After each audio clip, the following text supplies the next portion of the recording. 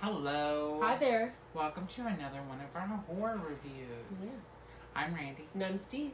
And this is the Stepfather 2. Yes. Make room for Daddy. Because we gotta have more daddy. Yeah, you gotta have more Daddy.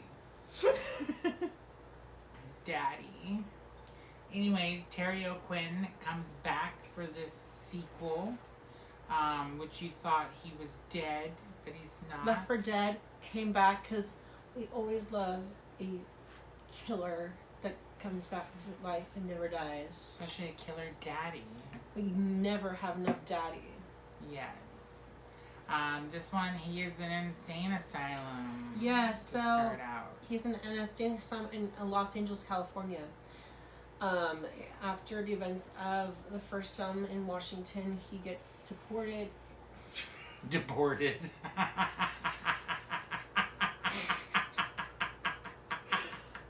He gets. My brain is just fried. You can just tell how fried my brain is. Oh my god, I am so sorry. He gets institutionalized. My brain is fried, if no one can tell. I'm speaking all sorts of horrible things. I'm gonna try to pretend that never happened. Oh my god. Oh my god. He's Oh institutionalized. my god. I was gonna say he gets detained. Detained is very different, so we're gonna just pretend I didn't ever say that. That's I am so sorry. Oh my god, I did not mean that at all. Great, now everyone's gonna be fucking hating me. Nah. Okay. Anyways, he's institutionalized in Oh this my gosh. institution. Institutionalized in an institution. Yeah. That is for records. Not as bad as mine though. It's So late, okay? it's not late, it's early. Or whatever. For us. Meg Foster is in this movie Meg this time, Foster and is in she this movie. is amazing. And her She is. Her unforgettable eyes. Her beautiful eyes. her beautiful piercing, like almost supernaturally blue eyes. Yes. They're just yes. they're And, amazing. You got Texas Chainsaw Massacre 2's Caroline Williams in this one. You have a very young Jonathan Brandis. I think this is one of his first movies. Yeah, rest in peace. Yeah, Caroline Williams is the best friend. She's a post woman of Meg Foster. Yes. She's a friend, and they in this one, what happens is he's in an institution, escapes. and he kills a lot of the people. He kills a lot of like the staff in the asylum, and gets out. And then decides, because he liked the idea of a mental institution, he decides to run his own therapy group. So that's wonderful. Yeah, His own wonderful female therapy group, because he thinks that's a great way to get get close to women. So he changes his name to the wonderful Jean Clifford, and decides to impersonate a psychiatric doctor to help out this women's therapy group.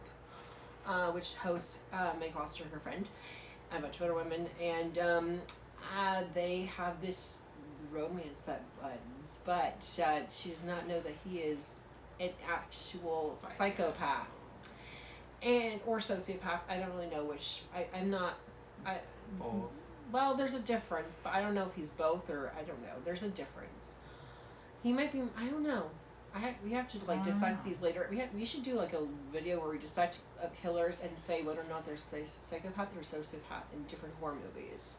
This is true. Like go down the traits of the differences between the two and say which he is. But they are. But I don't know. Anyhow, this movie to me was really short.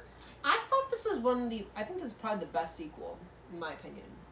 Yes, although I am a fan favorite of 3. 3 is good, but it's not as good as the first 2. Yeah. I do love Priscilla Barnes in the third one, but I just think that this movie is scarier than the third one, and I think that there is...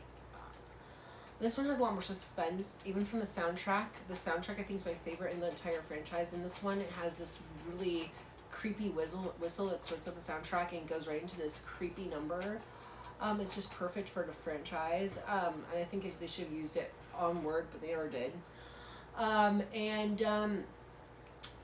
You basically have after the romance begins, basically things happen where she's starting to really get attached to him. We've seen this before, and the friend's like all of a sudden like, well, she's like, how well do you really know him? Are you sure that he's all that he says he is? Because he starts to act weird around the friend, and she starts to suspect that he's not actually paying attention. And to doesn't she her. do research on him? She goes through his papers after they had a session. She's at his house because she forgot something, and she sees that his papers had nothing about what they did that day. He didn't take any notes on them, and sees that it's blank. And then he catches her. And he's like, "You shouldn't be going through my stuff." And eventually they have this talk, and she's like, well, tell me about your past, blah, blah, blah. And I think she finds out quite a bit about him. Yeah. She drags a lot of things out of his mouth and out of him. And he finally goes, and she's like, well, either you're going to tell her or I am. And he's like, okay, fine, I'll tell her later. And he's like, I've had enough of this nosy bitch. I'm going to kill her. Yeah, so he does. Caroline Williams. He strangles her. After he kills, I think, he kills the stepfather. Well, and then he also kills... Before that, he kills, I think, the stepdad, doesn't he? I can't remember. He kills... So they're in this all one... starting to mush together. And not really. The kills in this one, I remember which ones they are. I just forget the order. Because in this one, there's also... In this one, this is the first movie where the main characters are not, like, widowed or whatever they... it's a divorce. Yeah. And, the woman is not... widowed, and he comes back for the son. He wants to be close to him, and the son never forgave him for basically not being a good dad, I guess, and whatever. And he kills him with a lamp, and just smashes it in him, and you see the blood go all over the lamp, and it turns all red, and it's an amazing scene visually.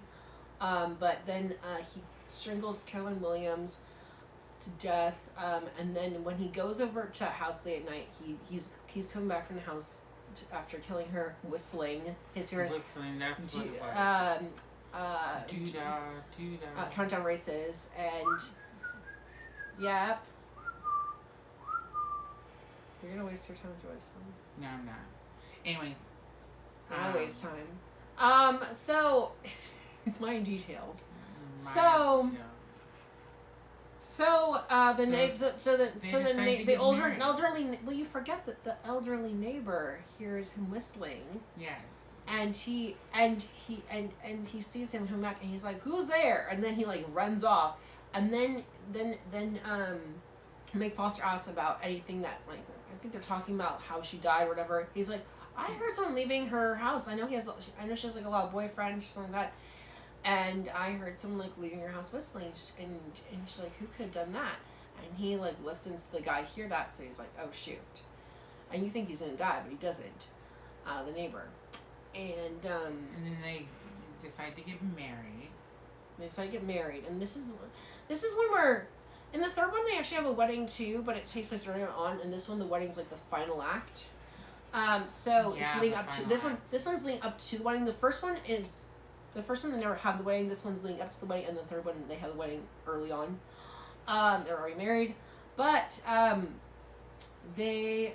In the final act, her son Jonathan Brandis is whistling the Doodah song, and she's like, "Where did you hear that?" And she's like, "Where did you hear that?" And he's like, "Oh." He's like, "Oh, Jean told me, yeah." Taught it to me, and that's when she puts two and two together and realizes that he killed her best friend, and now he decides to go after them. He does. And it's at the wedding. So this whole it's back behind, like it's in the rooms where the bride and the groom are, and then like the back room where they're like staging everything, where they have the gifts and all that for the. But long story short, couple. She kills. Well, they still attempts to kill him. She attempts to kill him, and then the kid finally she calls out to her son, and then he uses the hammer, and he kills him with the hammer, and then he like says, "Till death do us part," and then Anyways, 3.5 stars for this one as well. Yeah. Like and follow for more. We have more Stepfather Yes. Information and reviews coming up. Always. With Stepfather 3 and the remake. Oh, yeah. Good movie. I love